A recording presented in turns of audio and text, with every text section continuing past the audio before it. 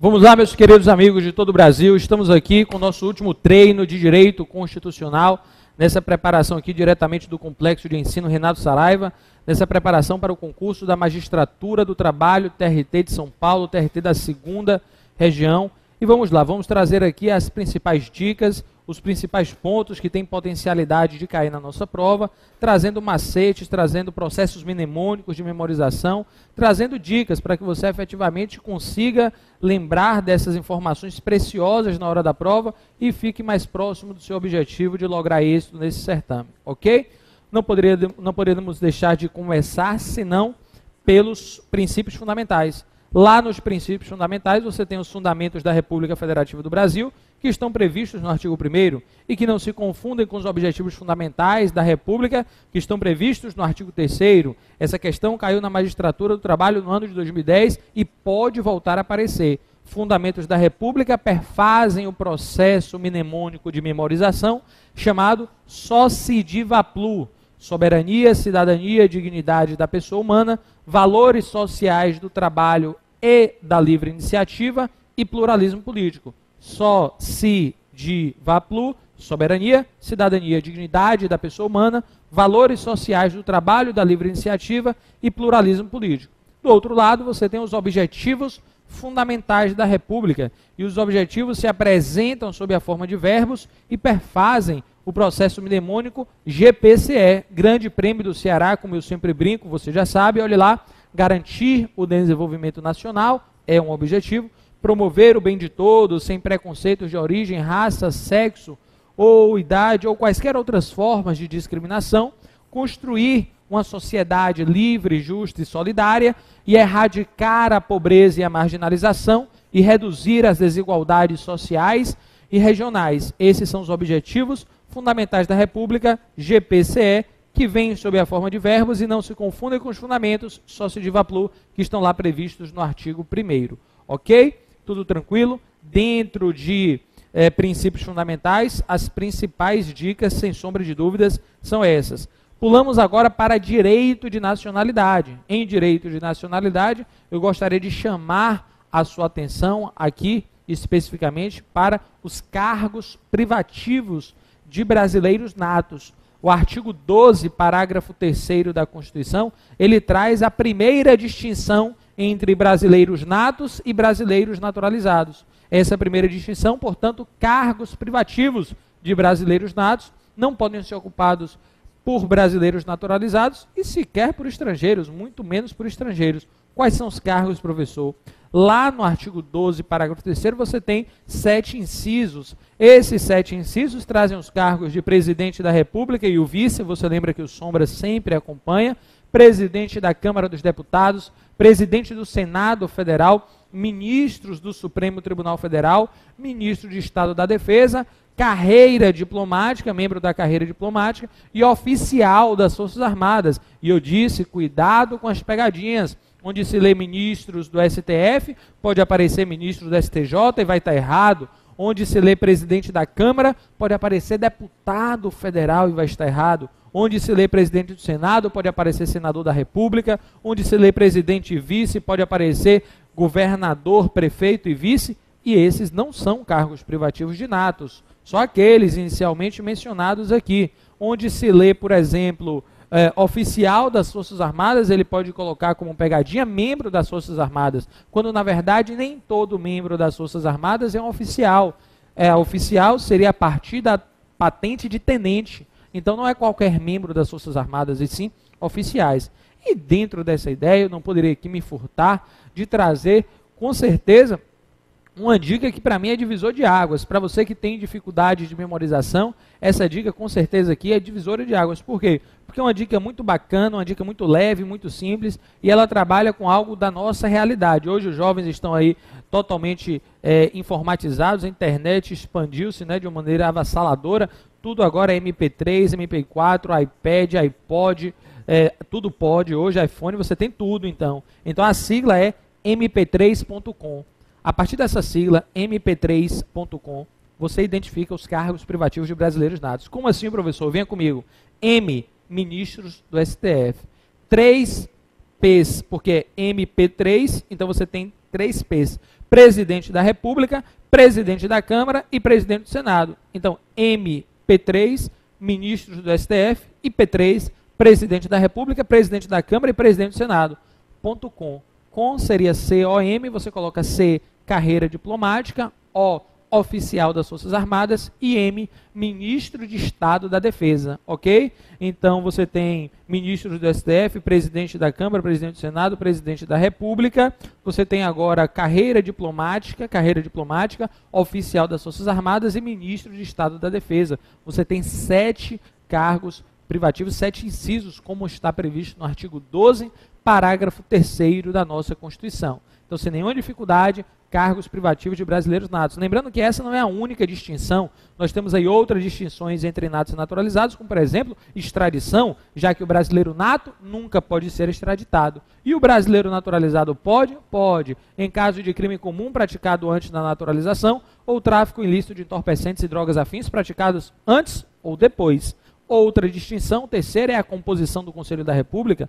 Lá no Conselho da República você tem 6 cargos reservados para cidadãos brasileiros. Brasileiros natos, diga-se de passagem. Brasileiros natos, diga-se de passagem. Ok? Propriedade, quarta distinção, propriedade de empresas jornalísticas de radiodifusão sonora e de sons e imagens. O brasileiro nato pode ser proprietário, o professor? Pode. O brasileiro naturalizado também pode? Pode. Qual seria a distinção?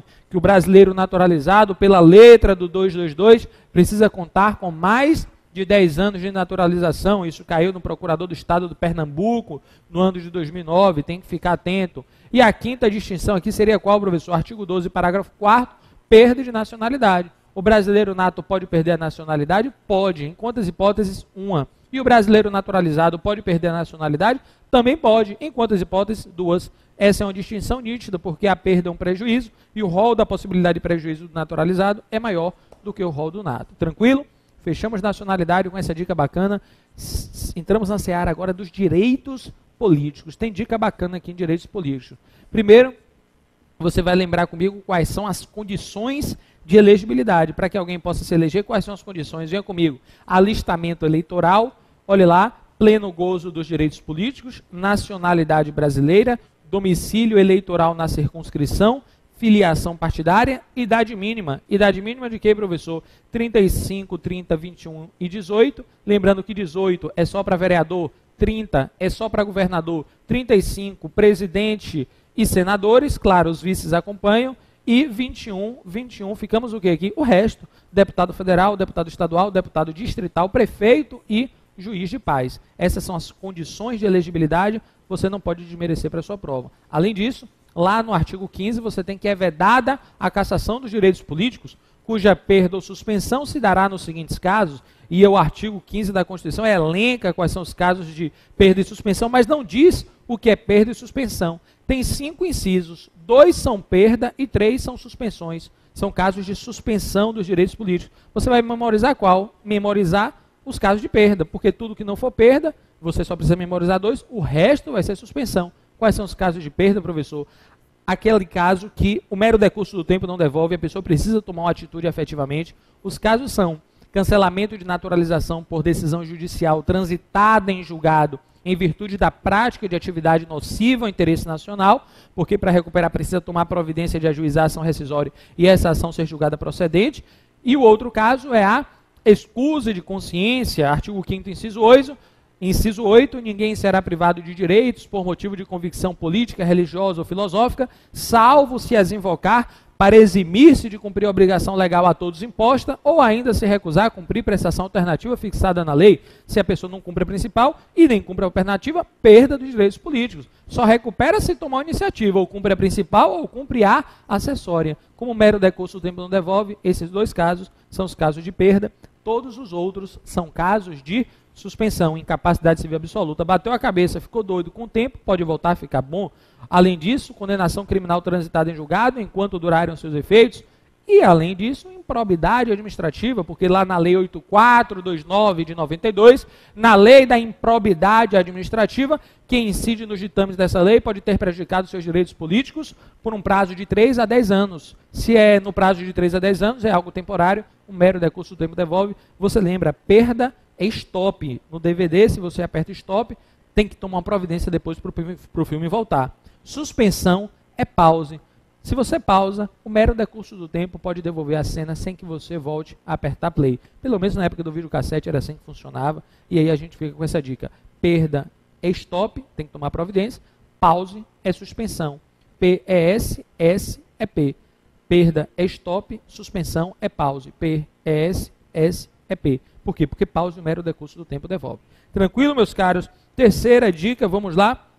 Na verdade, já falamos sobre objetivos fundamentais e princípios fundamentais, nacionalidade, direitos políticos. Agora, quarta dica, remédios constitucionais. Aquelas observações bacanas sobre remédios constitucionais que não podem passar por despercebidas. Quais são elas? Qual é a única ação constitucional que dispensa a figura do advogado, a capacidade postulatória? Habeas corpus. Quais são as duas únicas ações constitucionais que são gratuitas? Habeas corpus e habeas data, segundo a Constituição Federal, artigo 5º, inciso 77. As duas que começam com habeas, você grava habeas corpus e habeas data. Qual é a única ação constitucional dessas 5? Mandado de segurança, habeas corpus, ação popular, mandado de injunção e habeas data. Qual é a única que o polo passivo não pode ter uma pessoa privada, só pessoas públicas? Mandado de injunção. E qual é a única que o Supremo Tribunal Federal reconhece a impossibilidade de medida liminar no seu bojo? Também mandado de injunção. Ok? Tudo tranquilo? Observações máximas relacionadas aos remédios constitucionais. A ação popular, só cidadão e não tem foro privilegiado. Ok? Não tem foro privilegiado se for contra o presidente da República, Justiça Federal de primeiro grau. Pessoa jurídica pode impetrar habeas corpus? Pode, não pode ser paciente, mas pode ser impetrante desde que seja em favor de terceira pessoa física. Ok? Tudo lógico, tudo bacana, tudo tranquilo? Evoluímos no nosso raciocínio, saímos de remédios constitucionais e entramos agora em controle de constitucionalidade. Quais são os legitimados para propor ADIM, ADC e ADPF?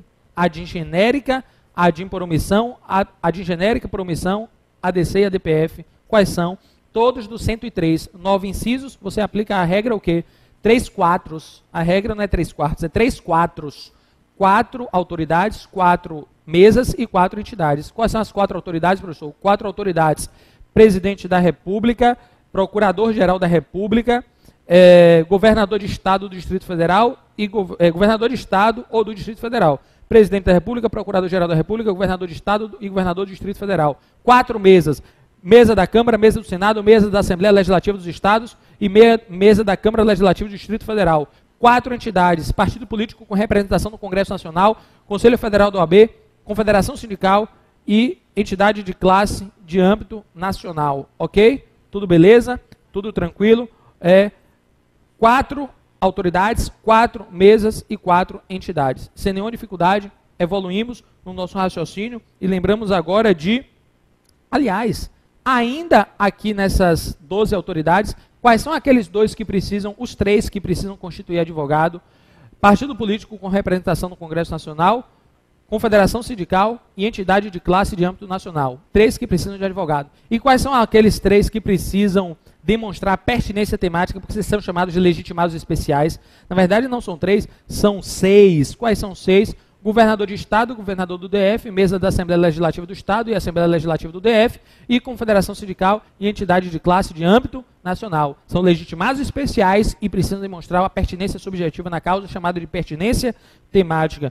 Próximo tema que a gente vem aqui, processo legislativo de emenda. Quem é que pode propor emenda? Qualquer emenda tem de ser aprovada. Na verdade, quem pode propor emenda? Presidente da República, 1/3 no mínimo dos membros da Câmara dos Deputados ou do Senado Federal e mais da metade das Assembleias Legislativas dos Estados da Federação, manifestando-se cada uma delas pela maioria absoluta ou relativa de seus membros, pela maioria relativa de seus membros. Além disso, qual é o código de aprovação da emenda? 3/5. Em quantos turnos? 2 turnos. Em quantas casas? Em 2 casas. Não em vigência de quê? Não em vigência de intervenção federal, de estado de defesa e de estado de sítio. E proposta de emenda constitucional rejeitada ou havida por prejudicada só poderá ser objeto de nova proposta na próxima sessão legislativa. E quem promulga a emenda constitucional não é o presidente, quem promulga é a mesa da Câmara dos Deputados e a mesa do Senado Federal. Ok? Tudo tranquilo, meus caros? Com isso, fechamos o nosso projeto Último Treino. Vamos espancar qualquer dúvida que eventualmente surja sobre esses assuntos.